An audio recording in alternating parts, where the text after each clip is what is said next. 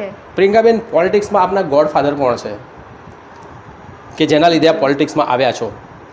જી, હું એવી રીતે મીડિયામાં એ નામ નહીં આપી શકું, હા. કેમ કે ગોડફાધર નો રોલ ભજવનાર ઘણા મહાન વ્યક્તિ છે અને એમનું નામ લેતા પછી બીજા ઘણા બધા એવા થઈ શકે છે, પણ ચોક્કસ એ ગોડફાધરના કારણે જ આજે હું આ જગ્યા પર છું.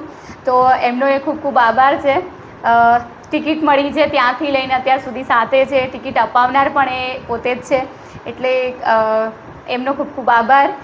સોરી, હું નામ નહીં આપી શકું. કોઈ વાંધો નહીં, એ કંઈ એવું નથી.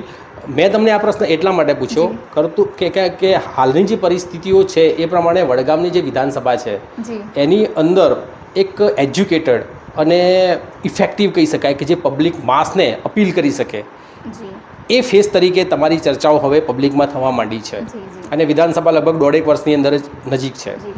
તો એ ક્ષેત્રની અંદર આપના જેવા હાઈ ક્વોલિફાઈડ અને આ રીતની ભાવના ધરાવતા કે જેણે કંઈક સમાજ માટે કંઈક મરી પરવારવું છે, કંઈક કરવું છે, એવા લોકોને અત્યારે પાર્ટી પણ સ્પેસ આપતી હોય છે, તક આપતી હોય છે. તો એ સંદર્ભે આપના શું આયોજનો છે?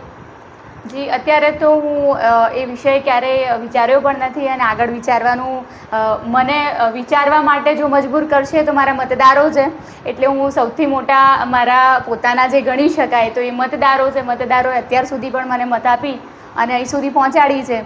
તો સૌથી મહત્ત્વનો ભાગ તો મતદારો ભજવશે કે ભાઈ ગામડે ગામડે લોકચાહના જે છે એ જો બેટર અને વધારે હશે, આપણે કામ સારું કરેલું છે તો ચોક્કસપણે આપણું ક્યાંક ને ક્યાંક આપણું નામ આવશે અને એ લોકો જ રજૂ કરશે. મને એવું લાગતું નથી કે પ્રિયંકાએ પોતે બોલવાની જરૂરત ક્યાંય પડવાની છે, કેમ કે મતદારો જ છે એમણે જ આ વસ્તુ નોટ કરેલી છે, આપણું કામ, આપણું જે કાર્યક્ષેત્ર છે એ બધાએ જોયેલું છે. તો એના ઉપર મને ભરોસો છે કે જે પણ અમારા મત વિસ્તારના લોકો છે, જેટલા પણ મતદારો છે, જેટલા ચાહકો છે, એ લોકો જ નક્કી કરશે કે આપણે આગળ ક્યાં પહોંચીશું.